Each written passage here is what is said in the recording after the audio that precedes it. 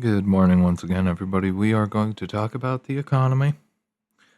We're going to start with the jobs numbers. Of course, if you look at Challenger Report and ADP, the numbers are much different than what the Bureau of Labor Statistics puts out.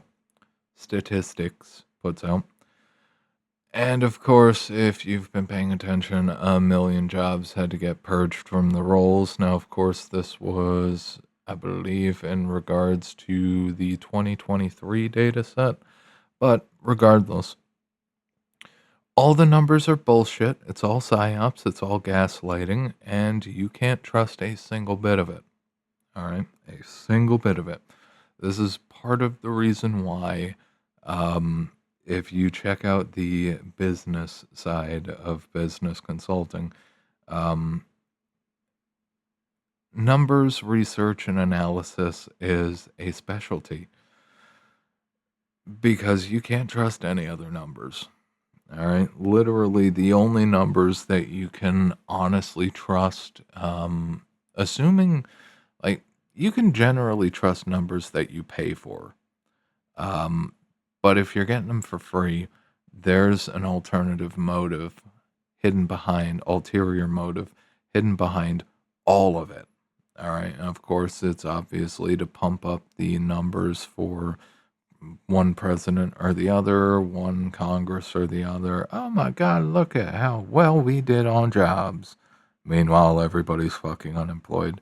Yeah, you did a great fucking job there, bud. Regardless, I want to focus on one point in particular and I want to drive it home. Your economy is not fucking truly growing until you have negative unemployment.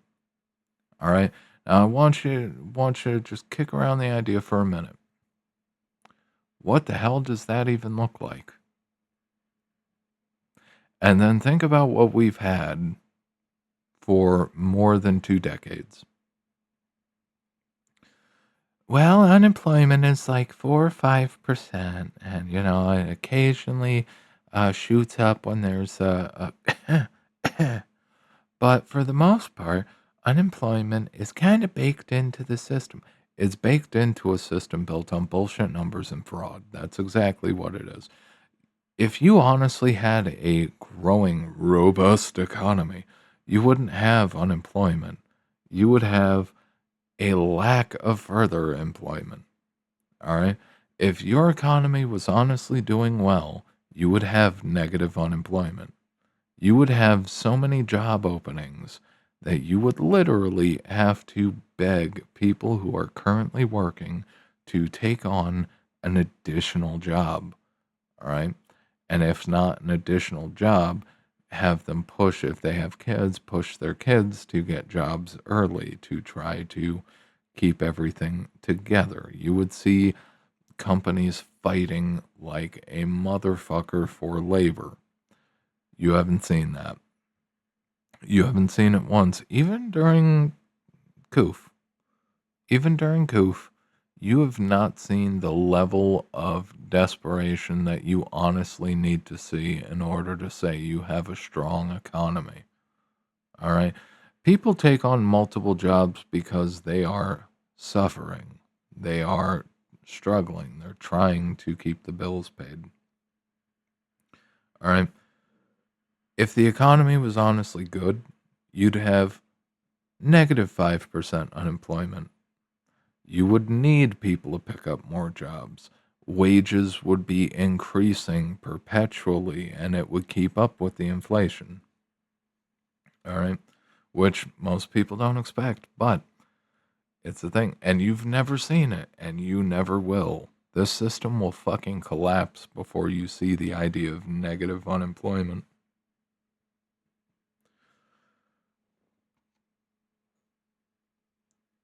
When the situation is bad enough, when you have so much economic activity that you have not just used all of your available labor pool, but you need massive amounts of incoming labor to fill roles because things are just not getting done.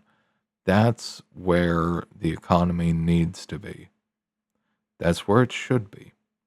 We should always be at a point where there is not enough labor for the jobs available.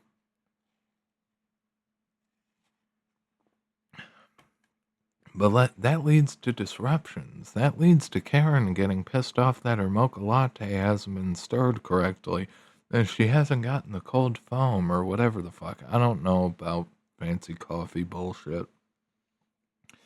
But what I do know is that what we've seen is effectively, yeah, we're going to have 5% unemployment across the board, no matter what. That's pretty much the target. If we get a bit above that, maybe we let that number go out. I don't know. Do we have to terrorize the workforce? Yeah, all right. Let's bump the number up, get them to hold on to those fucking jobs. All right. The real economy is shit right now. The amount of jobs is declining. The pay rates are actually starting to decline, which I don't even know how the hell it's possible. There are companies that are sitting there saying, we really don't need to compete. We offer good rates compared to everybody else.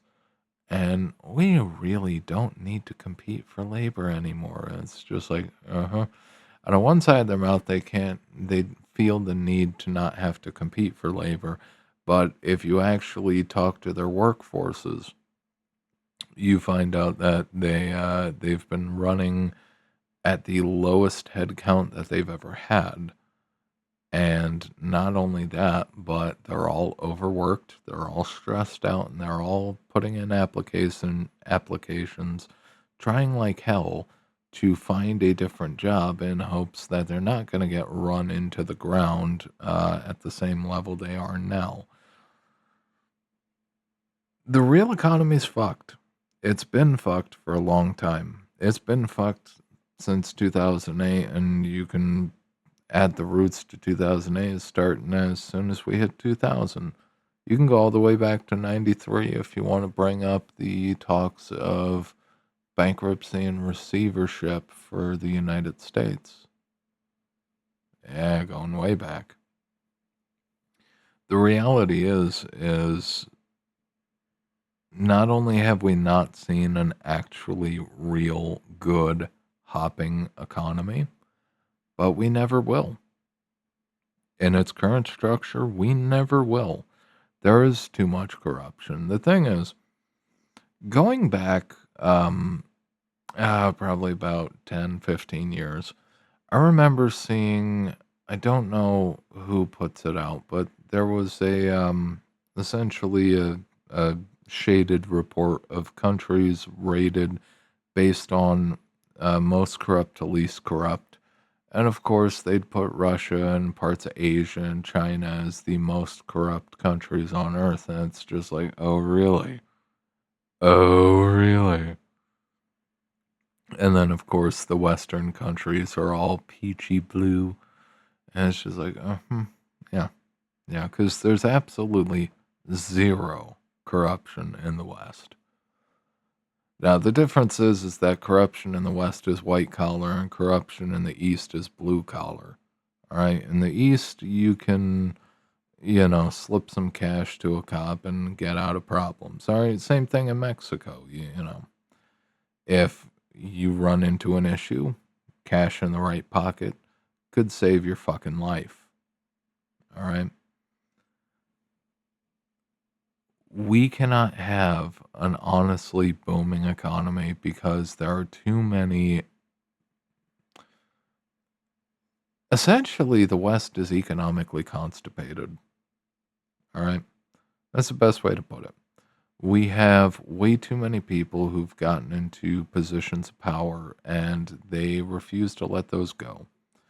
They build up their monopolies, they gain more wealth, they gain more power over time, and effectively the laws are written, you know, corporations will, they'll use propaganda and like certain news brands to pump out the idea that they hate regulation. The reality is the majority of regulations come from corporations specifically paying and pumping money in to force certain regulations certain ways so they know what they can legally get away with and what they can't.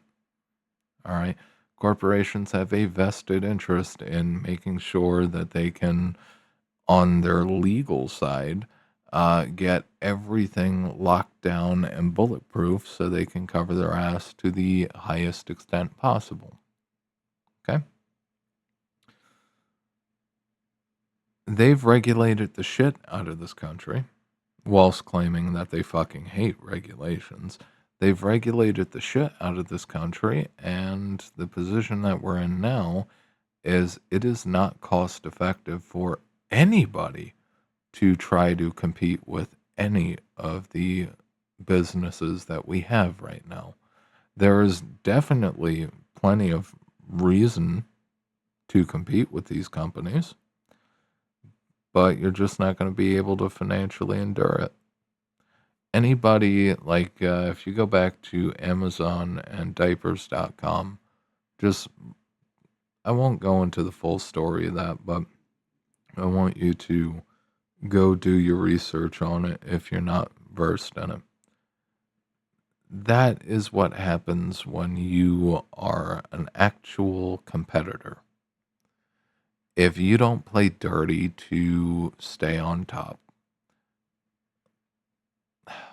I think, oh God, was it, which Rockefeller? It was probably JD Rockefeller who said competition is a sin.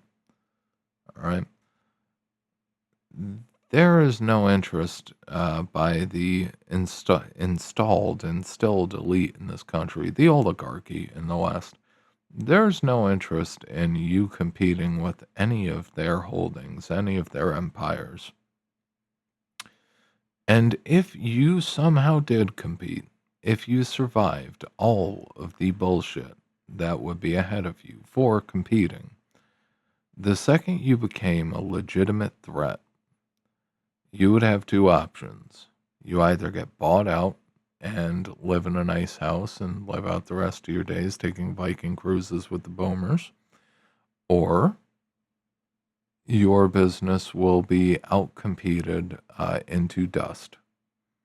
They will drop their prices for everything that you could possibly sell, and they will endure the losses to push you out of business. And then as soon as you're out of business, they raise the prices back up and recoup all their losses. Okay? Without the competition, of course, they can charge more, and it would not take a long time for them to bring themselves back into the effective green policy-wise. The only solution for the West is collapse. All right. Now, it's not pretty to say it. People don't want to hear it, but it's the truth. Is the reality is, unless you and, Uncle Ted, Uncle Amir, Uncle whoever, whichever name you want to float out there, has an entire army. I suppose that is one other option. If the United States went into military rule, and the military was particularly comprised of people who honestly believed in things like the Constitution and reasonable rule of law. Um, if we wanted to get back to basics, yeah, there's a chance. But unfortunately, that's just probably not going to be the way things go. What's going to happen is the consequences of all of these monopolies on power and economics, having shifted the odds in their favor so significantly, they are going to engorge themselves, whilst the rest of the economy and the lives of normal people are just drained and extracted from and effectively destroyed and enslaved. And eventually, the entire system's going to fall apart. And all of these people are going to hop onto their yachts and they're going to go to Monaco or something. And the entire United States will be just one gigantic national gunfight. And it will be left versus right, young versus old, um, whatever American standard of rich is still left in that country, in the country, um, versus the economically broke. It'll be chaos.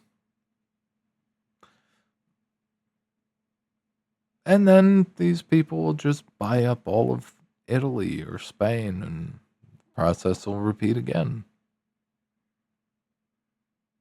Countless lives will be lost. Whoever wins gets to write the history books until they're ultimately forced to go through a revision when the wealthy elite return to buy up everything for pennies on the dollar. And that's how things will go. But fundamentally, you don't have a booming economy until you have a negative unemployment rate. That's something we're never going to see in this country. And it's unfortunate. It sucks. Because we could do it. We could absolutely do it. But there's too many people in the way. Too many interests, too many politicians, too many people who need money put in their pocket to justify letting anything happen.